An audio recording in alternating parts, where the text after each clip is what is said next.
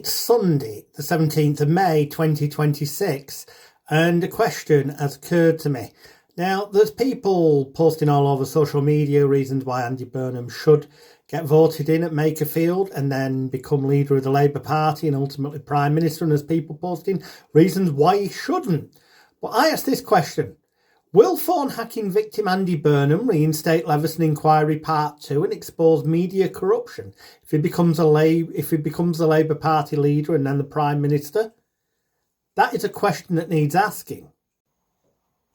Yes, my stage name's Jonathan Royle, hypnotist of magicalguru.com and also of circusofthemind.net, but my birth name is, as you can see below Andy Burnham's name, Alex Smith. And interestingly, we both filed legal proceedings against Rupert Murdoch's news group newspapers for phone hacking, unlawful information gathering and other allegations and such like.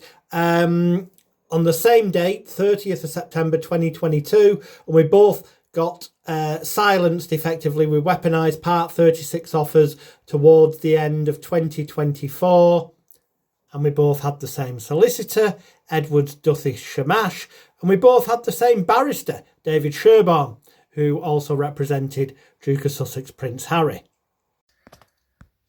Now, you might not think this is such a massive issue, but it really, really is.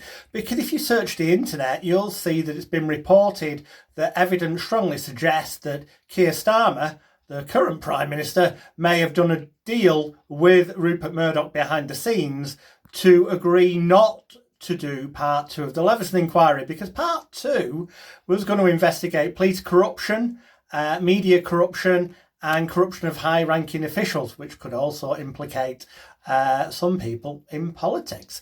But the implication of the police being corrupt with the media alone would be bad enough. You see, at the moment, the media marks its own homework, so to speak. It investigates itself. There is an independent press regulator. It's just that the major national newspapers have not signed up to it yet. Hence, things like Hacked Off, the campaign for a free and accountable press and such like. The thing is this, okay?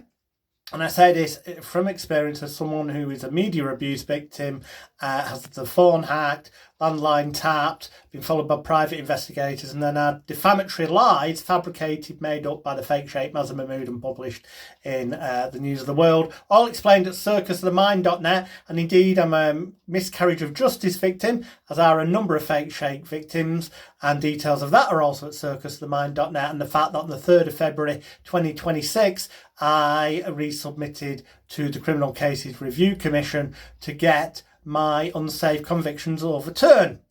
Now, the thing is, were Andy Burnham to get voted in Makerfield and then become the leader of the Labour Party and ultimately perhaps even the Prime Minister, if he was the Prime Minister, will he? Because he is a phone hacking victim.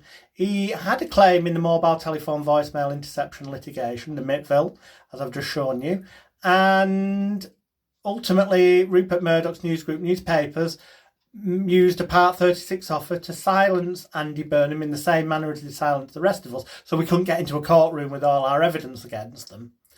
However, he is allowed to confirm the fact that he got a settlement from Rupert Murdoch news group newspapers. He's allowed to talk about the fact he took legal action against them, and he's allowed to say that he was a victim of their unlawful and sometimes arguably illegal actions. All reasons why, as a first-hand victim of these things, that perhaps he will actually be motivated to instigate part 2 of the Leveson inquiry, which is a big issue really for the public, because were it to go ahead and properly expose the corruption in the police and the media and high-ranking officials, the knock-on effects of that have ramifications for every member of the population in England.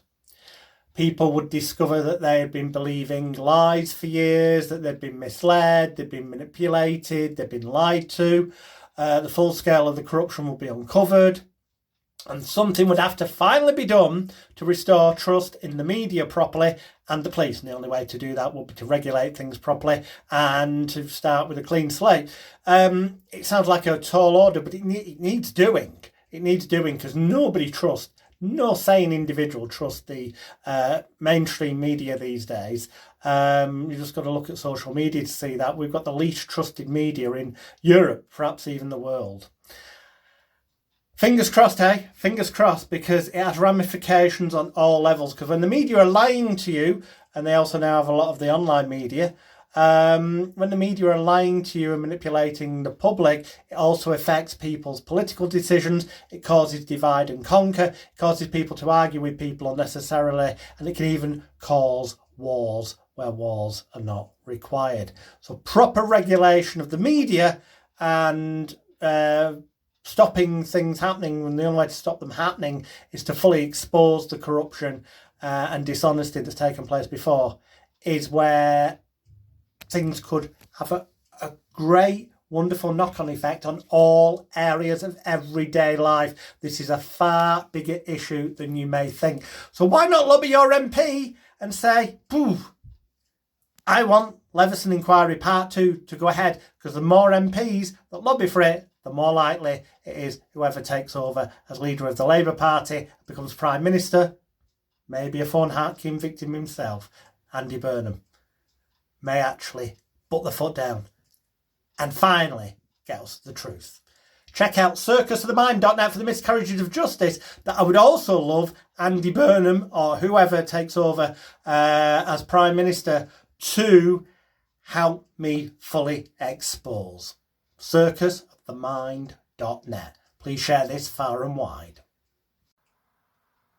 As I say in my birth name, Alex Smith, we both filed legal proceedings against Murdoch's News Group newspapers on the same day through the same solicitors. So my question is, as should be yours, will phone hacking victim Andy Burnham reinstate Leveson Inquiry Part 2 and expose the media corruption, police corruption and corruption of high-ranking officials if he becomes Labour Party leader? It would also help those of us who were victims of the fake Sheikh Mazher MAHMOOD get justice. Those of us who were wrongfully convicted due to perjurous lies, having our drinks drugged, and basically having stuff printed that was fabricated nonsense. Check out circusofthemind.net.